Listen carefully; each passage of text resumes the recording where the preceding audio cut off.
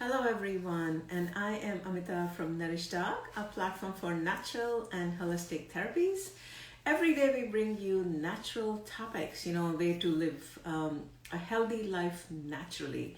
So today's topic is actually on digestion, sleep, and hormones. So joining me is Dr. Carina. She's joining me from Spain, and she telling us what the issues are with digestion, sleep, and hormones. I know that I can't sleep at night. There you are. Hello. How are you? How are you, Dr. Karina? Just a moment. All right, so we are going to be talking about how digestion and hormones and sleep are interconnected. So I think all of us, when we eat a little bit heavy, we have a problem sleeping at night. I know I do. So that's why we are talking with Dr. Carina Greweling. She is a naturopath, traditional Chinese medicine expert, as well as she uses Ayurveda, and she's joining us live from Germany. Welcome, Dr. Carina. Hello. I join you live from Barcelona, but makes no difference. I'm German. And thank you so much for inviting me. It's a pleasure to be there. Absolutely, thank you. So let's just talk about, and people join, from all over the world. So there was someone who joined, I think from India, and then someone else joined from Germany. So welcome to everyone. So and if there are any questions, you're welcome to put it in the comment window. I know people send me a request to join the webinar. I'm sorry, we'll just do the comments. All right, so what is the correlation with the hormones and the digestive system, Dr. Karina? I mean, experts are really just starting to understand this powerful connection and what it really means for the digestive system and for the. Can you speak up a little bit? It's very hard to, Is it better? Yeah, better. Okay, sorry. So the gut is the body's largest hormone-producing organ. So it releases like more than 20 different hormones.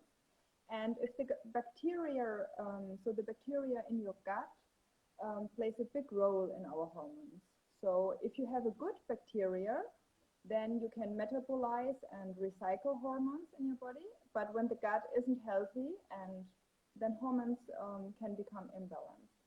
And let's just take two examples. Yeah. For example, many people today. So the people are saying you're still not audible. So speak up a little bit. Yeah. Sorry. Yeah. So, can people hear you? Can people hear us now? Is it better now? Yes. This is good. Yeah? This is good. Better? Yeah, this is good. All right. Good.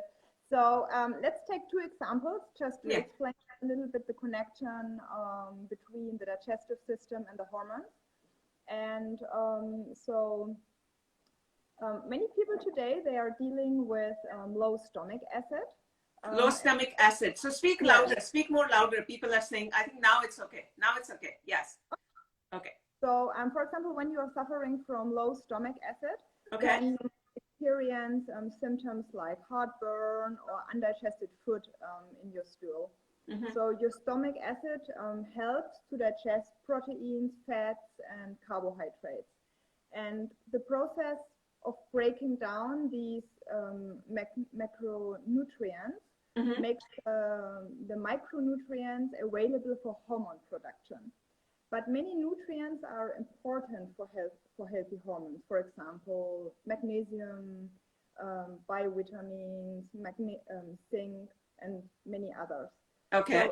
So if you aren't digesting hormones, if you aren't digesting properly, so when you are not breaking down the food well, then you might have problems to absorb the nutrients from your food.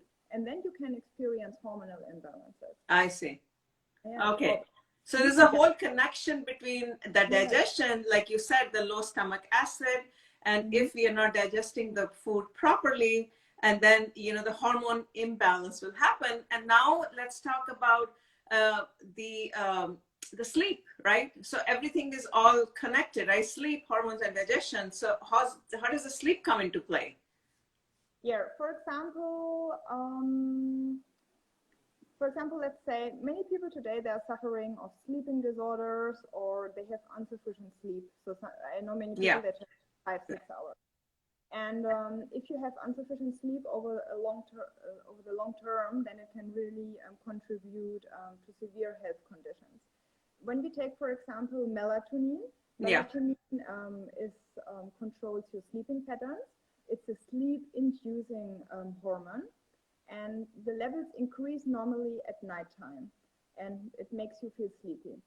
And when you are sleeping, then other hormones are released, like the growth hormone, which helps, for example, your body to grow and to repair itself. Mm-hmm. So if you are not sleeping properly, then this process can't take part anymore. Or let's take, for example, cortisol. Yeah, cortisol is a stress hormone. Yeah. And so cortisol is a stress hormone. All of us know that. Yeah. Yes, exactly. And so if you don't sleep properly, your stress hormone levels can't decrease. So the cortisol will stay high. Got it. And it can lead to other imbalances in the body. So sleep is super important for hormonal balance. Or let's take, for example, menopause. Women that experience menopause problems, it's often due because the estrogen drops during menopause. And then it can lead to hot flashes, to sweats, to anxiety, to mood disorder. And then you have a difficult time to fall asleep or to sleep at all. And when then your body is missing that restorative sleep, it can then even lead to more hormonal imbalances. So sleep and hormonal balance and digestive health is really very connected. Got it. So what about, so I hope our viewers understand the correlation. It's very important, guys. We are trying to understand digestion. The key is the digestion. You need to make sure your digestion is good. And that's what she's trying to make us all understand, how the low digestion or a bad digestion can create a hormonal imbalance, and then the cortisol and the melatonin. So, what is the hormone you said in the stomach that goes out of whack if we don't have a digestion proper?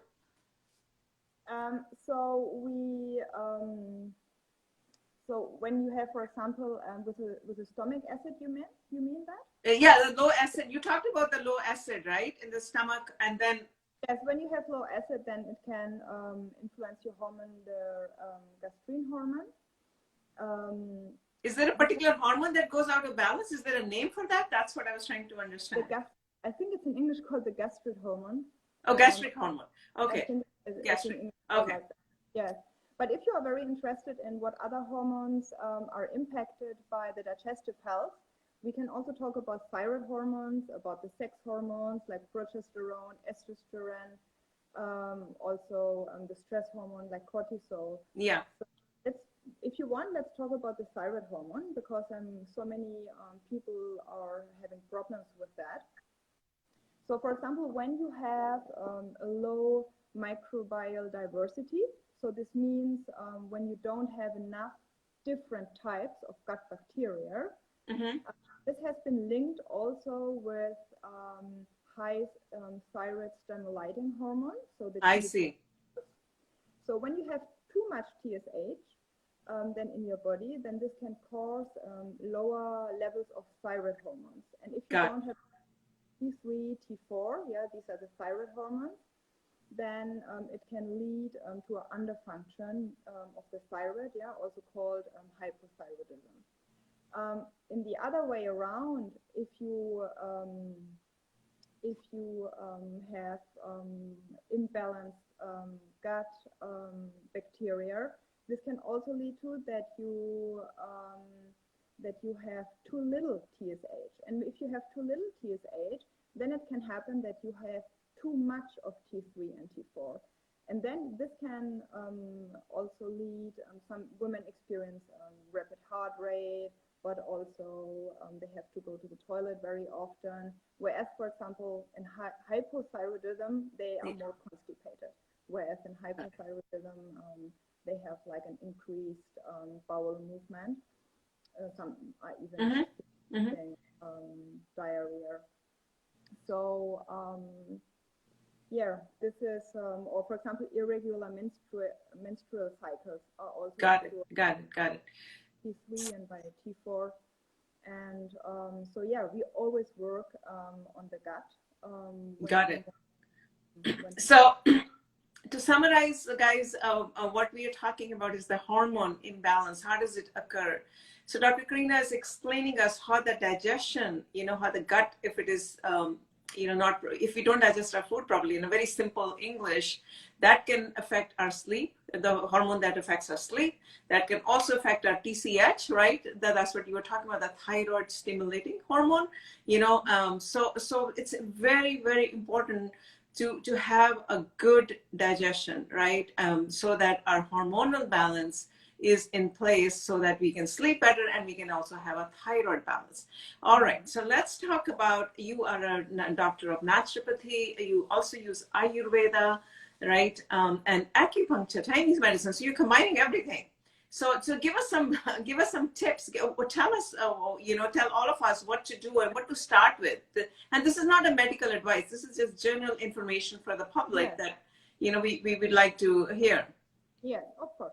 So when a client comes to see me and they bring these problems with them, Yeah. then always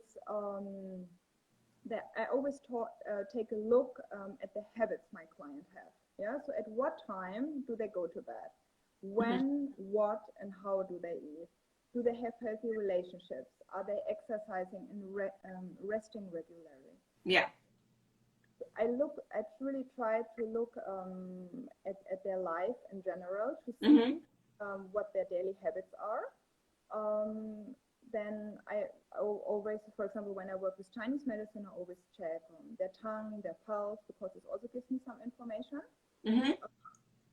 So it's quite complex. I see. In my practice, I work like with acupuncture, with herbals. Then also when they are suffering, for example, of high stress levels or of anxiety or other imbalances, also with press techniques, with yoga postures. And so it really depends from person to person, because some people, for example, they sleep very good, but their digestion is kind of off. Other people, they have a lot of sleeping problems, so it really depends on. But for example, if people go too late to bed, for example, at midnight, this has a huge impact on the hormones. And sometimes when they go to bed earlier, for example, by 10 p.m., they just bring back their hormones into balance by doing that. So it really depends from person to person. But it's very important, like we all have like, there's a certain rhythm, that nature gives us. Yeah. And we need to learn to live in balance with that. And if we don't do that, then problems occur. And this is different from person to person. Okay. So let me just summarize. So Dr. Carina is talking about, when you have follow the circadian rhythm. Ayurveda talks about the circadian rhythm. What that means is, when it's daylight, stay awake. When it's nighttime, go to bed. Very simple, don't become an owl, right? Don't become an owl, right? Simply put that. And if you have a problem, then a lot of things that she will do, check your tongue. We did a whole section on tongue analysis or tongue diagnosis, a huge big video on the tongue. So make sure your tongue is, clean.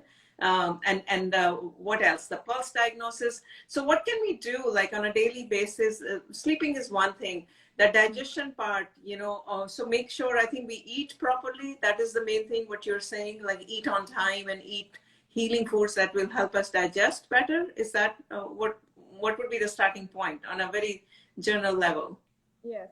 So it really depends on where the problem lies. Yeah. But digestion, like, of course, fresh cooked foods are important. But for example, also not to snack in between meals. Or snacking. Don't do snack or do snack? No, don't. Okay. Go on my Instagram account. I did a post on that yesterday. Don't do any snack. It has a very bad influence on the digestion and the okay. But it really depends on your, like when you talk about Ayurveda, it really depends on your unique constitution. What is good for you? What is not good for you? You need to find that out. Yeah. And this is also the reason, for example, why I developed a 12 months online course where people learn like 10 different habits, how to organize their life in a way, and to get to know everything about their unique constitution, so that they know exactly what is good for me, what should I do, shouldn't I do, what can I eat, because like foods that are good for you might be very bad for me. Correct. And Ayurveda talks about that. And Ayurveda talks about the personalized constitution of Vata, Pitta, Kapha. We've done a lot of webinars on that. I think it's important what she's emphasizing on understanding our body, our individual constitution. I think we've talked about that many times. And you know, there are a lot of other things available like DNA testing. You know, that's why functional medicine people, they do a lab test. And then, but I think in Ayurveda, the thing is, you know, lab testing, DNA testing is pretty good. But what Ayurveda, what I like about it is also test your mental level, which other, you know, like if you do scientific, which is great, but they don't test your mental level, you know, how your emotions are, how your mental levels are. So that's what I think, what Dr. Carina is saying, that know yourself, know your body first, and then understand what foods are good for you, and then act accordingly, right? That's what your voice is still not very clear. That's why I'm trying to repeat it and summarize it. Yes, because the thing is like, if I give general advice, what to eat, when to eat, how many times, this really depends from person to person. So if I tell you, for example, it's good to have 3 meals per day, it might be for you, but for another person, for example, Vata, maybe to take a person, they often need 4 meals per day, whereas a couple needs 2 meals per day. So what is really important is that you work together with someone who really tries you to help to understand what you can do to bring your body back into balance. Got it. Which breathing exercises. There's so many things, so many tools we can have.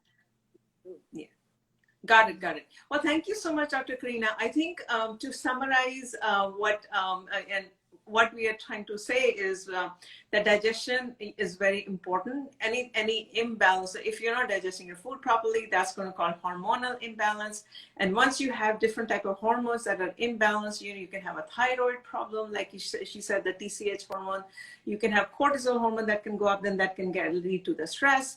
And the melatonin hormone can go imbalance, and you can have problems in the sleep. So that's why sleep, digestion, hormones, everything is all interconnected. Now, how do you fix your digestion? That's what she's talking about. Know your body first, right? Know what your body composition is, who you are. Like, you look different, I look different, nobody else looks like me. The same thing is your body. Your body is different. And the problem is we can't see it, but know your body by understanding from an Ayurvedic perspective, what your dosha is. You know, dosha is Vata, Pitta, Kapha. And the beauty is also talk about your mental, mind, body, and soul, and tell you what is it how you should put your package together, right? What to eat, what kind of yoga pranayama, and what you should do. That's the essence of that, right? Dr. Carina, did I summarize it properly? Perfect. Thank you. Okay. Well, thank you so much for being with us. To all the viewers, let us know if there are any questions. We are doing these sessions, mini sessions every day to educate general public about importance of natural health and how you can take care of yourself by following simple steps and really educating people how simple things like, if the digestion is not good, can impact your entire overall health. With that, thank you so much, Dr. Carina, for being with us. Thank you so much for inviting me. Okay, thank you. Thank you. Bye-bye.